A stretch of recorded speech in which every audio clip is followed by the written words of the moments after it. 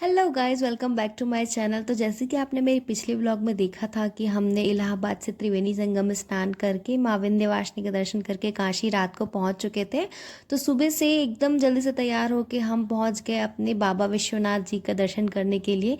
आप देख ही सकते हैं कितना मॉर्निंग हो रहा है, इवन सनलाइट भी अच्छे से नहीं आया था। अब हम निकल पड़े क्योंकि जल्दी दर्शन हो जाएगा ऐसा हमें लगा था। बट मैं आपको दिखाऊंगी कितना लंबा लाइन था। इतने सुबह मेरी आंखें भी इतनी सूजी सूजी थी। बस हम सो उठ के जल्दी से आ गए थे रेडी होके।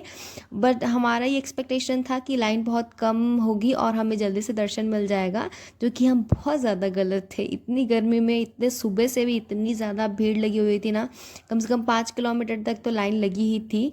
तो इस वजह से हमें थोड़ा लेट हो गया दर्शन करने में। बोल रहे थे कई लोग कि वीआईपी टिकट लेके आप जाके दर्शन कर लीजिए, बट हमें वो अच्छा नहीं लगा। आप जाएंगे तो ज़रूर आपको मिल जाएगा, यहाँ पे वीआईपी टिकट का भी होता है।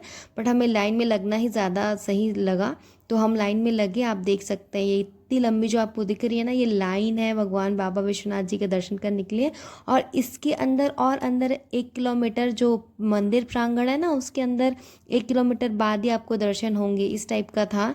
तो बहुत ज़्यादा भीड़ हो रखी थी। मन में श्रद्धा रख के हम भी लाइन में लग गए, ये सोच के कि अब भगवान की कृपा से जल्दी लाइन निकले और हम जल्दी से भगवान का दर्शन कर पाए। पर बहुत लंबी लाइन थी और मैंने अपनी मॉर्निंग की टी नहीं पी थी, तो मुझे तो एकदम नींद नींद सा आ रहा था, नींद के झोंके आ रहे थे। और ये जो मैं आपको दिखाई ना ट्रस्ट सेंटर, ये वही है जहाँ से आप अपना टिकट ले सकते हैं। आप मेरी हालत देख ही सकते हैं मैं इतने जल्दी से, मैं बहुत एक्साइटेड थी कि फ़ोटोज़ वगैरह क्लिक कराएंगे करके। बट एक्चुअली सिक्योरिटी इतना टाइट था वहाँ पे कि हमें फ़ोन और सारे लगेज वगैरह है ना, वो लाइन के बाद जो मंदिर प्रांगण में एंटर करते हैं ना, तो वहाँ पे आपकी सिक्योरिटी पॉलिसी की वजह से सब चीज़ को ले लेते हैं। तो यहीं तक का ही मैं आपको शूट दिखा पाऊँगी। यहाँ पे जैसे ही मैं अंदर जाती हूँ, वहाँ पे सब सिक्योरिटी चेकिंग की वजह से सब चीज़ को, इवन आपके पर्स में अगर स्प्रे है ना, मीन्स जैसे किसी भी टाइप का सैनिटाइज़र स्प्रे और जैसे परफ्यूम स्प्रे, वो भी यहाँ पे सिक्योरिटी की वजह से अंदर ले लेते हैं और फिर बाद में जाके वहाँ पर से छुड़वाना वो सब चीज़। तो मैं आपको बताऊँगी कि अगर कभी भी काशी जाते हैं तो आप स्प्रे किसी भी टाइप का मत रखें अपने साथ में, इवन वो परफ्यूम स्प्रे ही क्यों ना हो, आप मत लेके जाइएगा अपने साथ में, वरना वो रख लेते हैं फिर दोबारा कौन उतना दूर लेके जाए, इस टाइप का हो जाता है लेने के लिए। ये जो क्लिप दिखा रहे हो ना मैं आपको, ये जब मैं फेब में काशी गई थी इसी साल 2024 में, तो उस टाइम का ये क्लिप है। मेरा बर्थडे था उस टाइम, तो मैं गई थी, भगवान की कृपा से मुझे दर्शन प्राप्त हुए थे। तो ये जो, क्योंकि मुझे आपको कॉरिडोर दिखाना था कि कॉरिडोर भी बहुत ज़्यादा भव्य बना है, तो उस टाइप का ये छोटा सा क्लिप मैं डाली थी उस टाइम का। फिर उसके बाद हम ब्रेकफास्ट करने के लिए आ गए। एंड ब्रेकफास्ट करने के बाद हम निकल पड़े। अपने एक रिलेटिव है हमारे, वो छत्तीसगढ़ से ही गए थे, तो उनसे मिलने भी जाना था और हमारे दादाजी का पीतर भी कराना था। आप कहीं बाहर स्टेट में जाए और अपना कोई मिल जाए तो एक अलग ही एक बॉन्डिंग हो जाती है, बहुत ही अच्छा लगता है। तो हम उनसे मिलने के लिए बहुत एक्साइटेड थे। वो एक्चुअली अपना रिटायरमेंट के बाद यही उनका प्राण त्यागने का मन है, तो इसलिए वो 11 लाख दे के शायद वहाँ पे वो आश्रम है पास में ही मणिकर्णिका में, तो वहाँ पे वो ले लिए थे अपना एक रूम और वहीं रहते हैं अब वो। और पास में ही हम उनसे मिलने गए थे, तो हमें लस्सी का एक वो मिल गया, मीन्स ठेला टाइप का बोलोगे या फिर कुछ भी शॉप बोलोगे आप। तो वहाँ पे हमने लस्सी पी। मम्मी और बुआ का मंडे फास्ट रहता है, तो उनकी कृपा से हमें भी मिल गया और इतना ज़्यादा टेस्टी है गाइस। मैं अब वो जो गलियों में जो लस्सी रहती है ना मलाईदार, वो आप पीजिएगा काशी में जब भी जाएं। पान तो फेमस है ही, और मैं पर्सनली पान खाती नहीं हूँ तो मैंने पान टेस्ट नहीं किया, बट लस्सी वॉज अमेजिंग, बहुत ही ज़्यादा टेस्टी था। मैं आपको बिल्कुल रिकमेंड करूँगी कि आप जब भी जाएं काशी तो लस्सी ज़रूर पीजिएगा। वो गलियों में जो लस्सी मिलती है ना, वो ज़रूर पीजिएगा। तो बाहर में तो बहुत सारे स्टॉल्स थे, बट हम अंदर जाके ही लस्सी पिए। उसके बाद हम निकल पड़े अपने जो रिलेटिव हैं उनसे मिलने के लिए। और ये रहा मणिकर्णिका घाट का रास्ता। बहुत ही, आप देखिए सकरा है, उसके बाद भी गाड़ियाँ वगैरह इतनी अच्छे तरीके से जा रही हैं। मुझे तो इतना अच्छा लगा, ऐसा लग रहा था कि मैं अपने नेटिव प्लेस में ही हूँ। मेरे गांव की भी गलियाँ ऐसी ही हैं।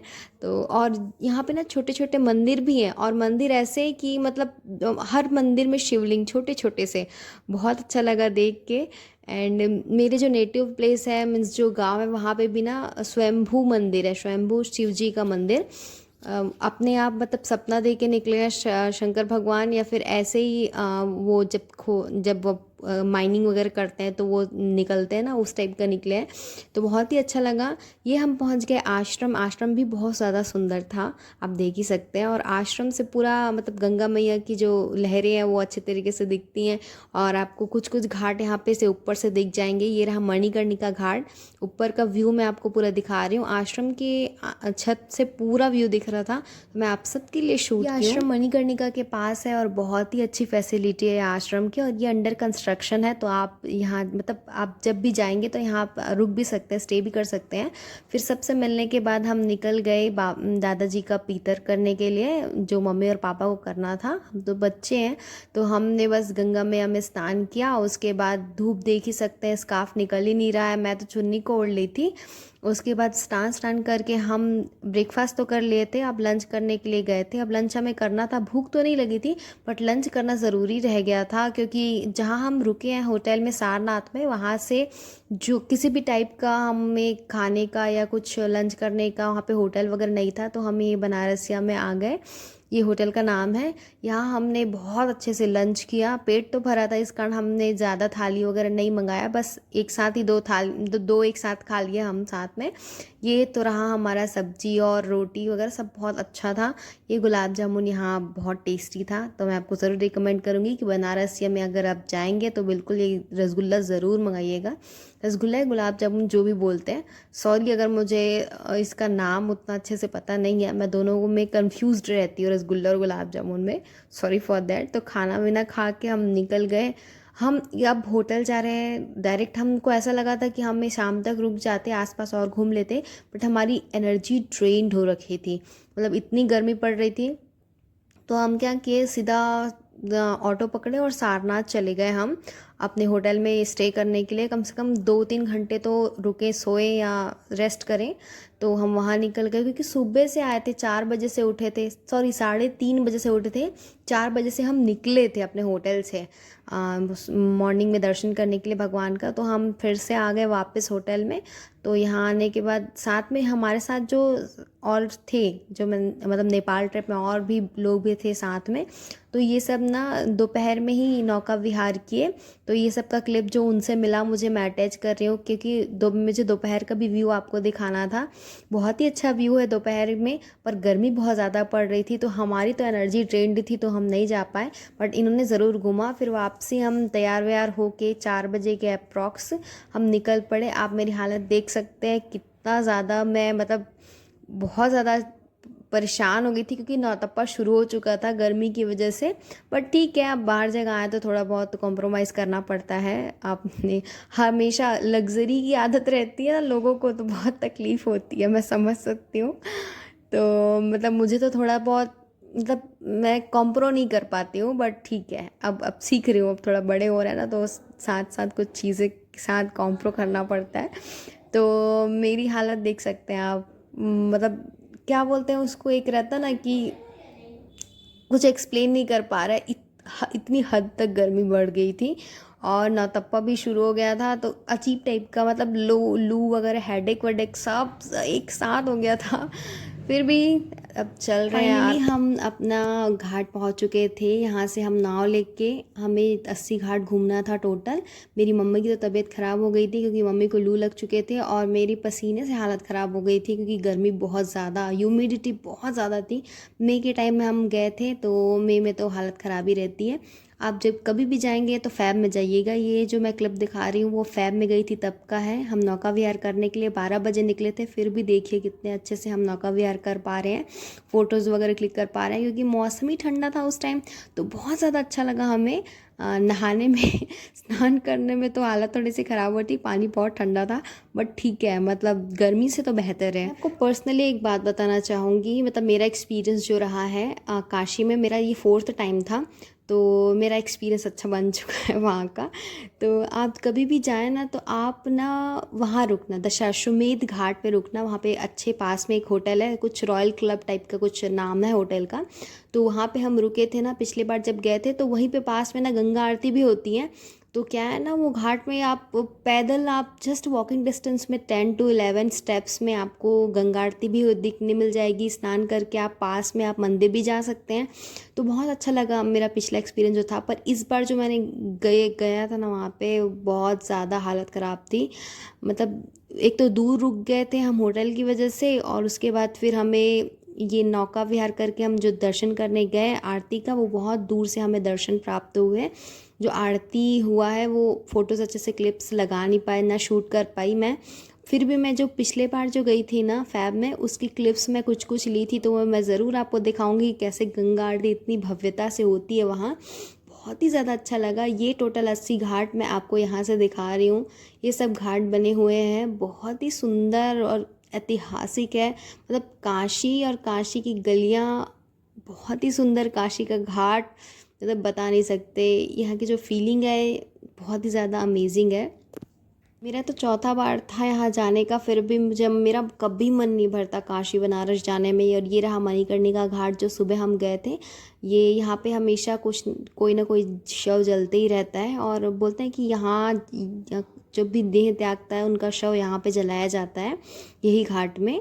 तो यहाँ पे आप देख ही सकते हैं कितनी अच्छी लाइटिंग। थोड़ा थोड़ा शाम हो रखा था, तब रात के बीच का टाइम था, गोधूली वेला बोलते हैं इसको संस्कृत में। और मीन्स 6 बजे के टाइम के आसपास का था। आप देख सकते हैं लाइटिंग्स। और ये रहा हमारा गंगा आरती का जो जगह है वो आप देख सकते हैं। कितनी ज़्यादा भीड़ रखी थी, कितनी ज़्यादा, मतलब बहुत ज़्यादा भीड़। अभी इस टाइम में ना एक चीज़ और आपको बताऊंगी, trick and tips and tricks जो भी है। इस टाइम में ना अगर आपको भगवान विश्वनाथ का दर्शन करना ना, तो बिल्कुल जाइए, क्योंकि सारी जो भीड़ रहती है ना वो यहाँ पे आ जाती है। अगर आप 2-3 दिन का स्टे बनाए हैं बनारस में, तो आप एक दिन इस टाइम में विश्वनाथ जी का दर्शन कर लीजिए, और फिर अगले दिन आप गंगा आरती का दर्शन यहाँ इस साइड से करिएगा। नौका से मत करिएगा, नौका से करेंगे तो बहुत दूर हो जाता है, और आपको कुछ ना अच्छे से देखते बनेगा, ना शूट करते बनेगा। तो इससे अच्छा मेरा ये आपका राय है कि इस टाइम में एक दिन आप बाबा विश्वनाथ जी का दर्शन करने ज़रूर जाइएगा, क्योंकि वहाँ पर फिर ना जो भीड़ रहती है वो यहाँ आ जाती है, तो दर्शन करते अच्छा बनता है। और नेक्स्ट दिन आप इस तरफ से आप दर्शन कर सकते हैं आरती का, जो मतलब बोलते हैं ना घाट के साइड से आप दर्शन कर सकते हैं। ये जो पिछले का आपको मैं दिखा रही हूँ, पिछले क्लिप का। उसके बाद हम बाबा अपने भैरवनाथ जी का दर्शन करने चले गए। यहाँ पे मेला लगा हुआ था पूरा, भीड़ भी कम थे, बट था, मतलब इतना भी नहीं था कि हमें तुरंत दर्शन हो गया इस टाइप का, बस भीड़ था। और गर्मी भी, रात हो चुका था फिर भी कोई ठंडकता नहीं थी। बहुत ही ज़्यादा गर्मी, नौतप्पा शुरू हो चुका था। तो हालत आप समझ ही रहे होंगे मेरी किस टाइप की थी। तो यहाँ पे हमने चूड़ा वूड़ा वगैरह लिया, भगवान को चढ़ाया, और उसके बाद फिर यहाँ से हम निकल गए अपने दर्शन वर्शन करके। अब यहाँ भी फ़ोटोज़ और कैमराज वगैरह अलाउड नहीं थे, तो मैं नहीं ले पाई। फिर भी यहाँ पे फ़ोटो वगैरह लगा हुआ है बाबा भैरवनाथ जी का, तो मैं आपको अपने सब्सक्राइबर लोगों को दर्शन ज़रूर करवाई हूँ भगवान का। उसके बाद हम जल्दी से यहाँ पे एक छोटे से गणेश जी का मंदिर भी था, वहाँ पे दर्शन किए। यहाँ मेरे को, मैं जहाँ मंदिर जा रही थी वहाँ मुझे भगवान जी का माला मिल रहा था, तो मैं बहुत खुश थी कि भगवान का आशीर्वाद मुझे मिल रहा है करके। अब देख सकते हैं जो माला है वो भगवान के आशीर्वाद स्वरूप मेरे को मिला था। और फिर हम यहाँ से निकल गए अपने होटल जाने के लिए, क्योंकि हमारा पूरा दर्शन कंप्लीट हो चुका था। बोलते हैं कि बाबा विश्वनाथ जी का दर्शन करने के बाद अगर भैरवनाथ जी का दर्शन करते हैं तो आपकी जो पूजा रहती है वो पूर्ण हो जाती है। अब हम पूजा पाठ करके अपने एक रेस्टोरेंट में पहुँचे डिनर करने के लिए। यहाँ हमने डिनर किया। उसके बाद आप, मतलब डिनर करने से पहले की मेरी हालत ऐसी थी कि मतलब थक के चूर हो गए थे, जो बोलते हैं ना, एकदम ज़्यादा टायर्ड। एक तो नौतप्पा हो के कारण ना मुझे लू भी थोड़ा सा फील हो रहा था अंदर में, हरारत टाइप का। बट क्योंकि मुझे थोड़ा गर्मी बर्दाश्त नहीं होता है। एंड उसके बाद हमने फ्रूट्स वगैरह लिए। यहाँ जो फ्रूट्स था वो थोड़ा डिफरेंट था। जो तरबूज था, अब नाम तो मुझे याद नहीं है, तरबूज की शेप में वाइट कलर का था कुछ, तो यहाँ डिफरेंट था। तो हम लेके अपने होटल वापस चेक इन किए। And that's it for today's video guys. ये था मेरा टोटल काशी विश्वनाथ जी के दर्शन का vlog. And thank you so much for watching and loving. And next vlog बहुत जल्दी आएगा, so stay tuned for that. And thank you so much for giving such an immense love to my channel, and love you all.